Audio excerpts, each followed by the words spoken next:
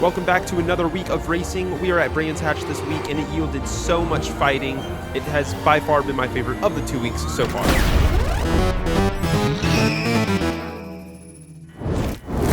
Hopping into our first race, and you may notice we are nowhere near the top. I believe we're starting in P16 with a 46.1. Really abysmal qualifying. I had a lot of trouble qualifying correctly this week.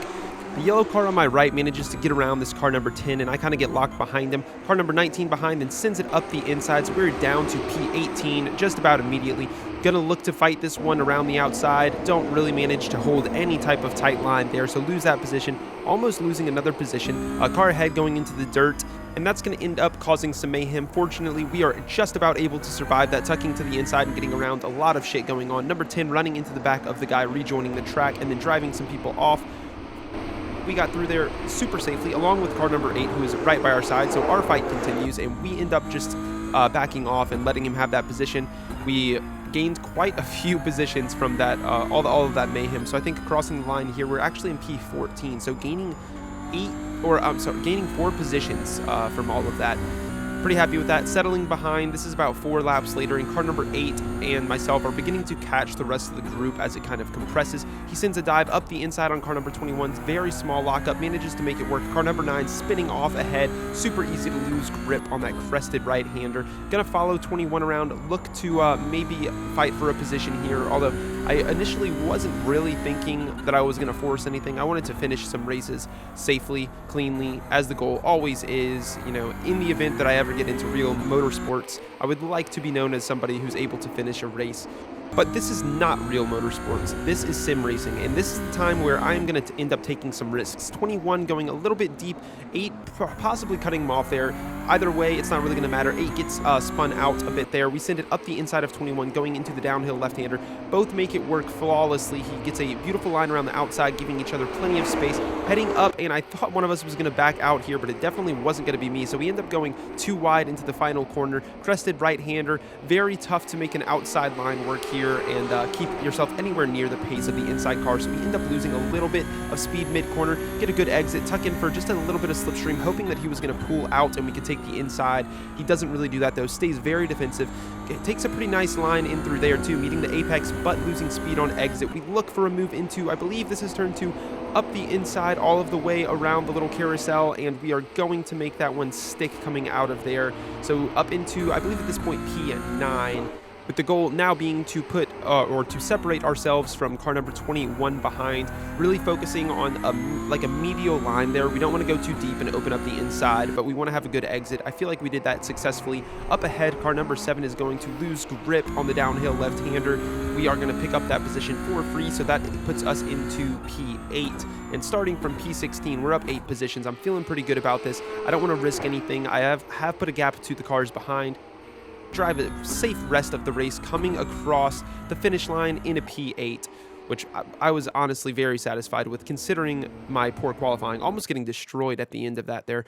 Here's the results. Gained 27 I rating and 0.11 safety rating. So overall, very net positive race for us. Not the strongest lobby. I think we had the pace to be closer to the front. We were putting in pretty decent times, and our tires were not that great from all the battling we had been doing. Next race, once again, we are nowhere to be seen at the top, starting in P14 with a 46 flat. Botched my qualifying once again, was really struggling to qualify on this track for whatever reason. Car number 8 and car number 13 pushing through from behind, splitting the difference between myself and car number 17. So losing 2 positions, effectively starting in P16 and tucking to the inside to take a defensive line into turn 2. Going to make contact with car number 13, but it's nothing too dramatic.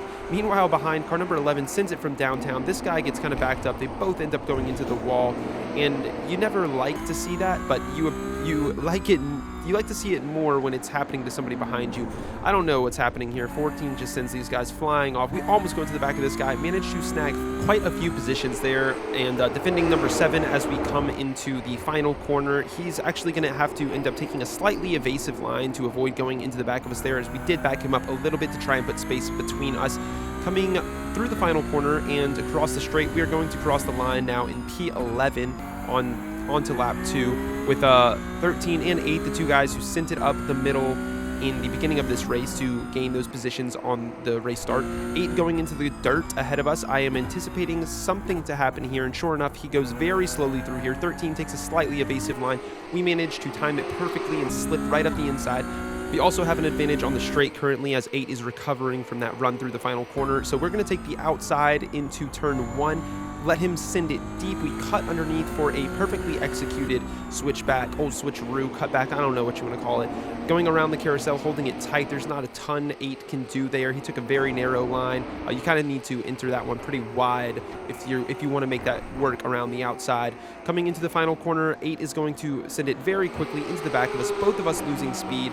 Myself just barely managing to edge in front of him there as soon as I get the clear from my spotter, and then pulling a gap through the first turn. So hope 8 is still going to look for a slightly aggressive line here as he brakes very late, locking up his tires, actually ends up losing a position there, and this will continue to push the gap between myself and these guys further as he forces a move up the inside, pushes 13 off, and they're out of our sights completely now. Number 20, who's the next car up ahead, sending it up the inside of car number 11, who has no rear wing, and we are going to pick up that position and then go side by side with car number 20 down the straight. Once again, we find ourselves on the outside, gonna try and replicate the move, braking early, letting him send himself slightly wider. He has to slow down, and this exit is very crucial. We're going to have the speed to make a move work up the inside of turn 2 around the carousel, and almost identical to the previous lap. Felt very good to get that done, or excuse me, identical to 2 laps previous, I believe it was. And we will now find ourselves sitting in P8 with quite a large gap to P7 ahead. We do our best to run some consistent laps, but we really just clearly did not have the pace to make that work for us. We didn't really have to do too much defending. This was about the last attempt that car number 20 would have, getting pretty close, but then really messing up his own exit. We eventually run into a couple of back markers. This guy pulls over politely for us, very, very generous of him, and that would basically be the race. Put a gap to car number 20 throughout the race and finish in a very lonely P8, which is not a bad thing. We drove our own race, we drove it safe, and I would call that a success, considering once again, starting in P14, we really have to get our qualifying up. Here are the results. Gaining both safety rating and I rating, so I'm very happy about that. Once again, putting in a pretty strong lap, about 3/10 off of the first place guy, so still need to work on pace, but I'm feeling a lot more confident. Next race, and I guess everybody's practicing for Sebring because a 45.6 should not be pole, but it is pole. Of course, it's not going to stick for very long as the guy who started in second gets a fantastic launch, slinging himself into the lead of the race. Now we're going to rewind to take a look at the mid-pack. Car number 13 here, turning left as soon as the race starts. 11 and 12, everybody's getting caught up in it. Back to the main program. Looking in my rear view as we come around turn 2, I see that they are side by side behind us, which is fantastic. It's going to give us a little bit of breathing room to just kind of run away with the leader, and sure enough, that is about exactly what happens, pulling about a 0.7 second gap by the time we get to the third, fourth corner here. And I noticed immediately on lap 1 that I was slower into that little I suppose it's a chicane, that left-right heading into that final corner. However, coming onto the first corner of the next lap, and I noticed immediately that I felt much quicker through this first and second turn relative to the guy in front of me. And this would be a trend throughout the entirety of the race. Coming into these final 3 corners, he would pull away. I think I was just braking too early or slightly too hard. And then he was very good at maintaining a high minimum speed all of the way through the mid-corner and still managing to find a decent exit. I do think I had better exits, but I just cut so much time off in mid-corner that it didn't really make up for it. However, coming back again through the first 2, and I would close up the gap, and then it would open once again. So we kind of slinkied like this for about 6 laps, and eventually I knew I would have to make a move at some point. I didn't want to force anything, but his pace seemed to fall off after about 5 laps, and we started to maintain a much smaller gap than we had in the beginning of the race. Now, what I really had to do here in order to make a move work, which I wanted to make one work into this corner, and I knew that if I could keep a close gap through the final second half of this lap right here, I would be able to look for something at least, or try and bait something. And we actually get a pretty good run here. I think it was more him overslowing. I was taking basically the exact same lines I had been, so I think he just his consistency had fallen off a little bit at this point, and we are now firmly in the slipstream, so we're going to be closer at the end of this lap. He actually takes a semi-defensive line in here, which is going to give him a pretty rough exit, and from pretty far back, we're going to go for it, sending it up the inside, and he really wanted no part of that. He kind of pulled away pretty early, and I think maybe he was thinking, all right, I'll let him run some laps in front, and then maybe I will look to get them back. However, that would never really happen. His pace didn't seem to get back to where it was in those first few laps. I'm not sure if he had just done a lot of scrubbing on his front tires or what exactly was happening, but we were able to pull away pretty safely. This was about the closest he would ever be again, which is right after I took the lead.